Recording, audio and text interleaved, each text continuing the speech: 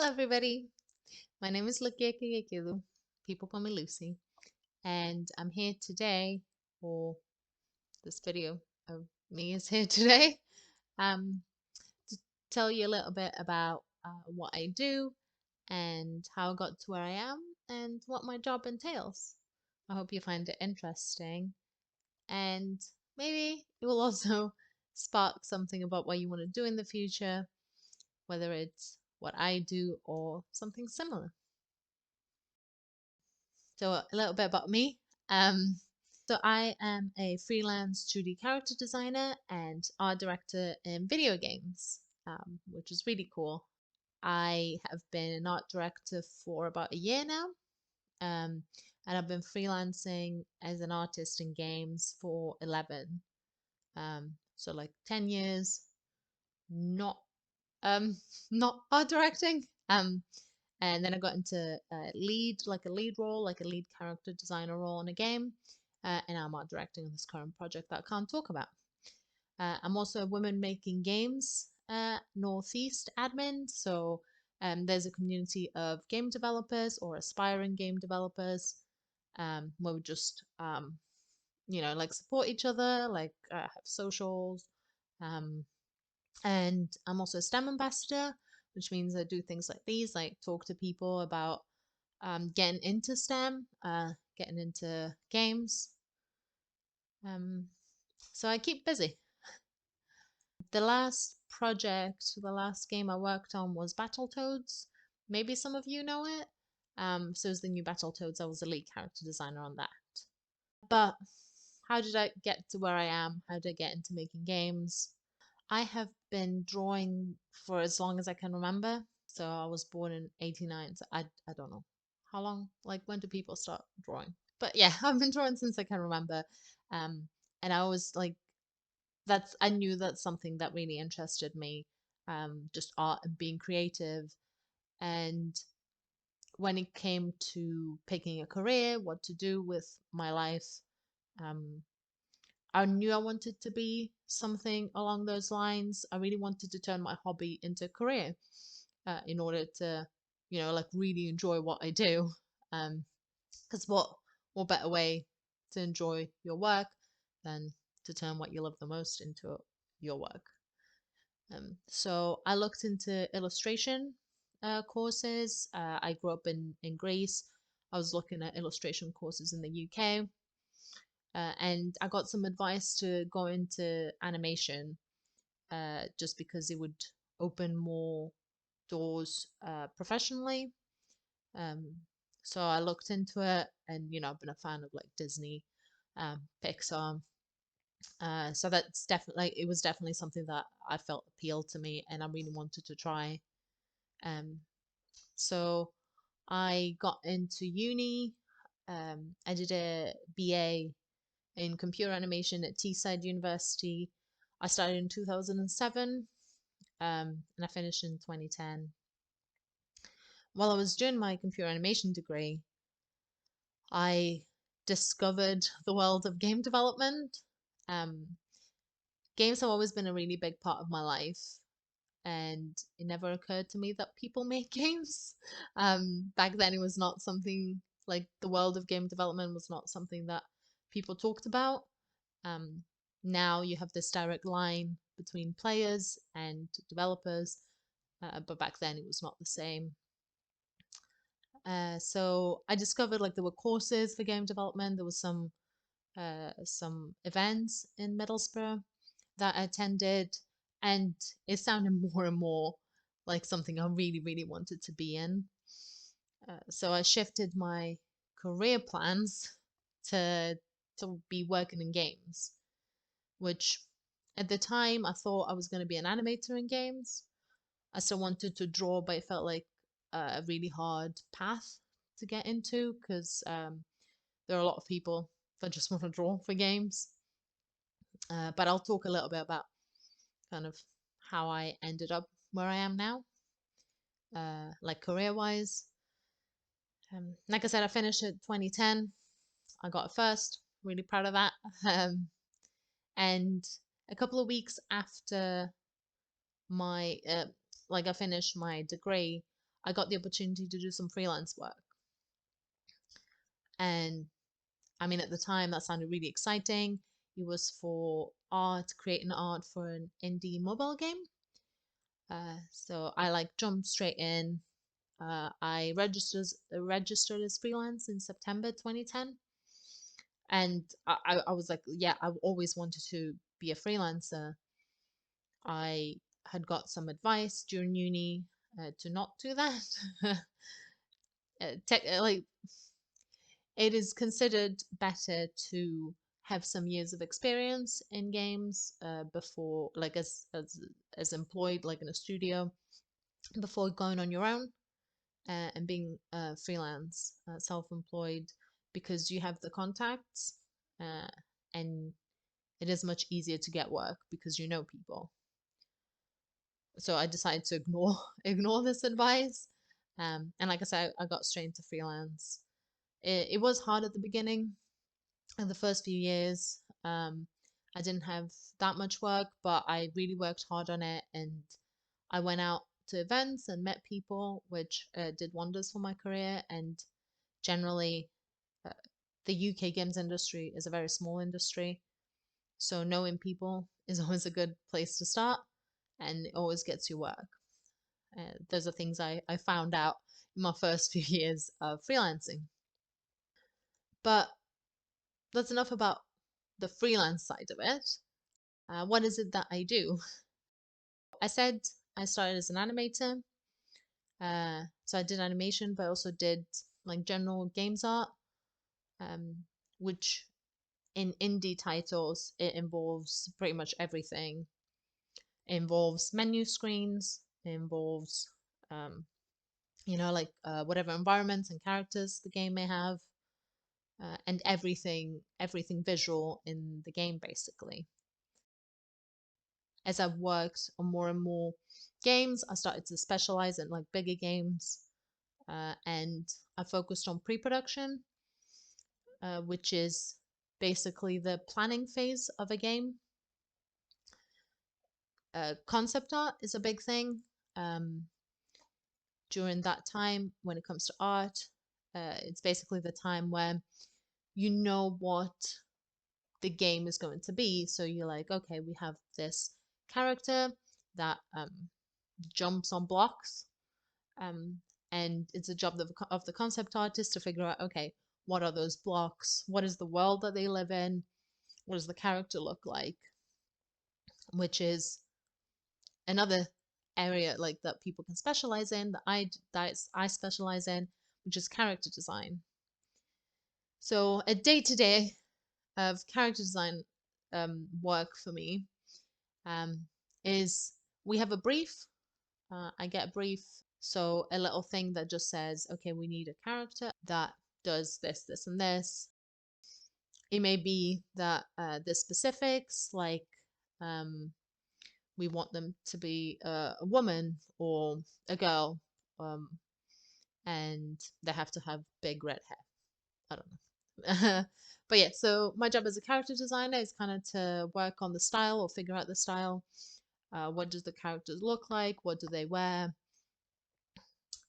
Just pretty much everything visual about it. I always start with really like rough sketches, which is like it's a very creative time in my work. I just draw things within the brief, try to keep it as wide and as sketchy as possible.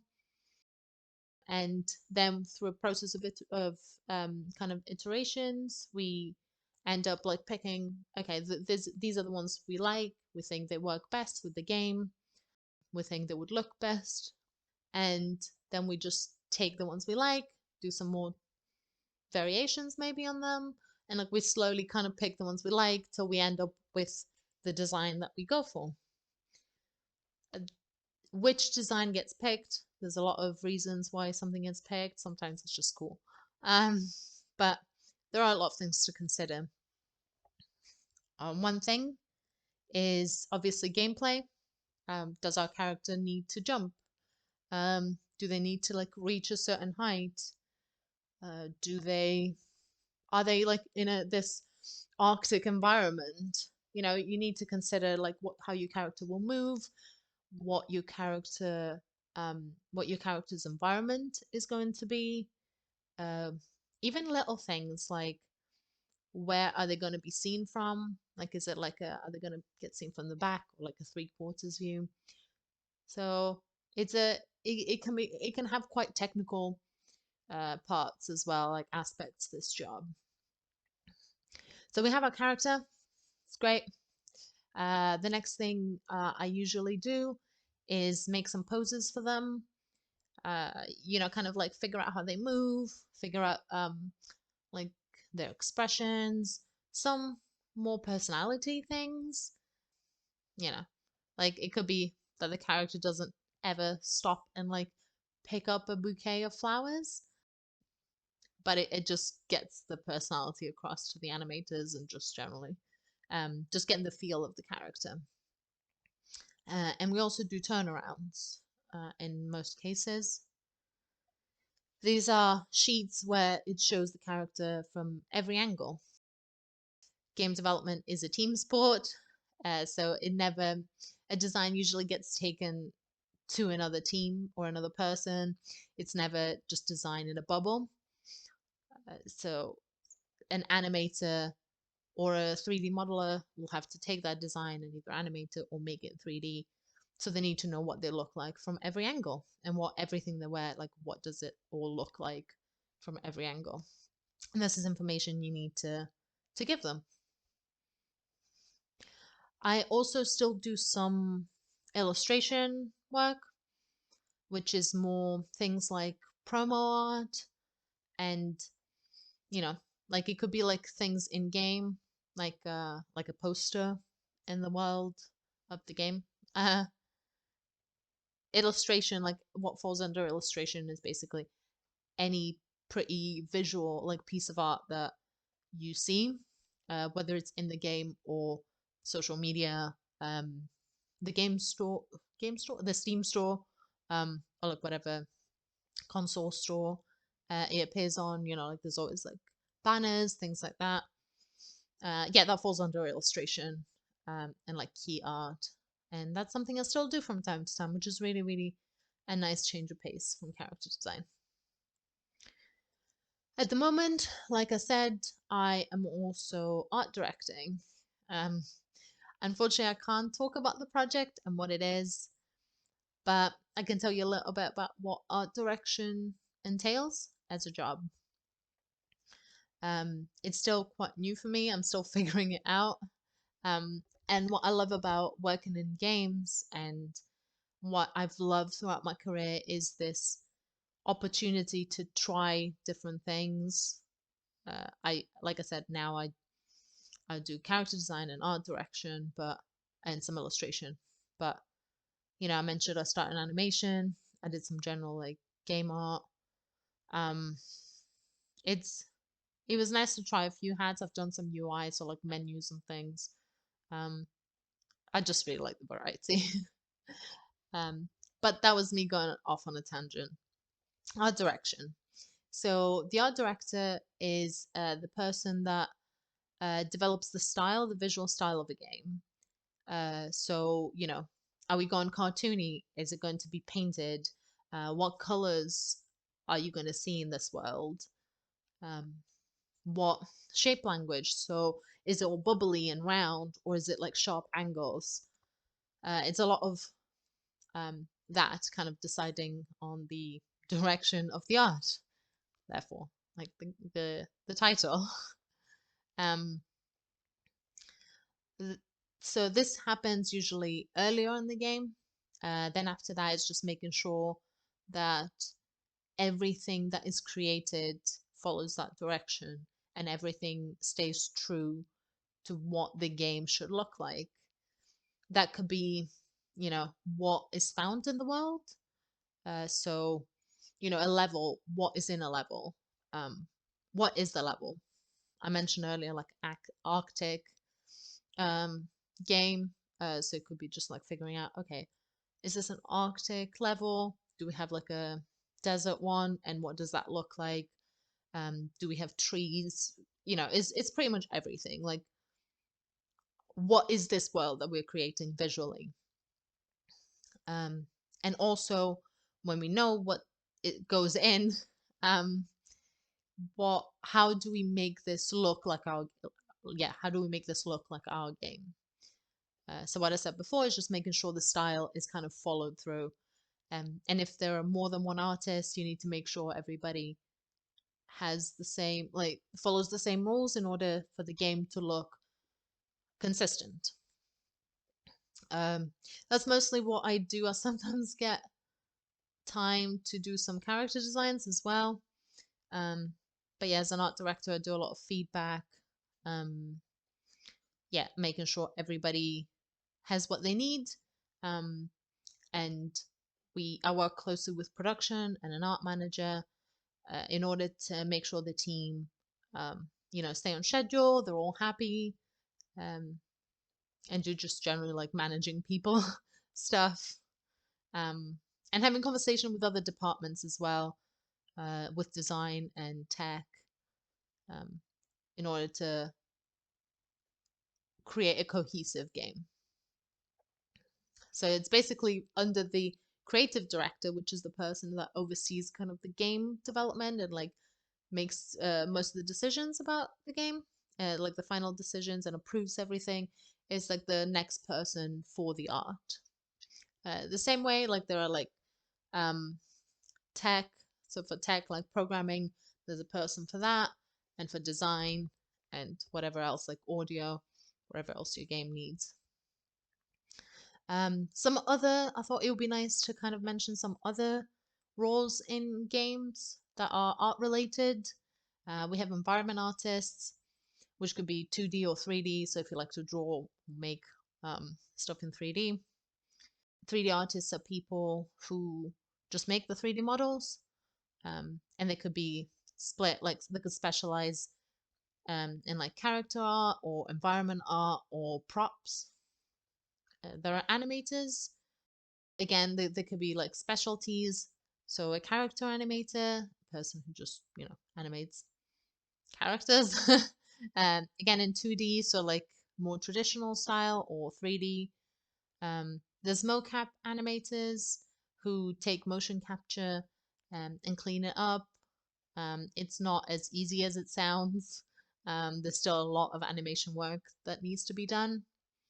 And there's VFX artists, who are the people who create, like fire and just make everything look cool and shiny. And technical artists do that as well. So they make water, and they act as the bridge between tech and art. The job kind of like uses a bit of both. You need to be good at tech, but you also need to have an artistic eye. We have a great one at the project, a great tech artist who, again, like created water, but like glass and things that you may not think about.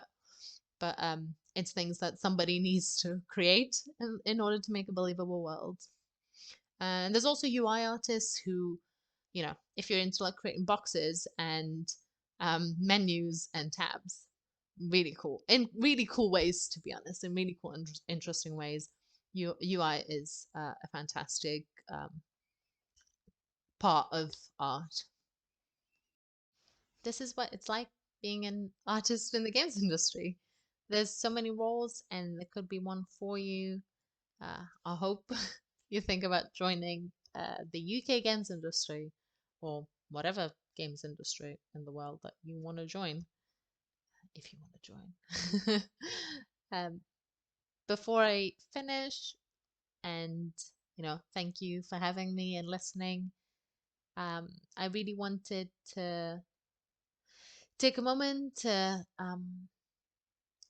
speak about something that's very important to me in the games industry, which is diversity in our sector.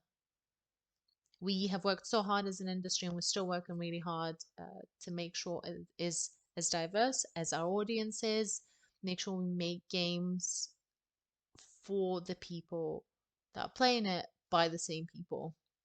So, like people of color and people of different genders and ethnicities, we're really trying to make sure it is a welcome environment, and it is always great to talk about it because I love encouraging people to join.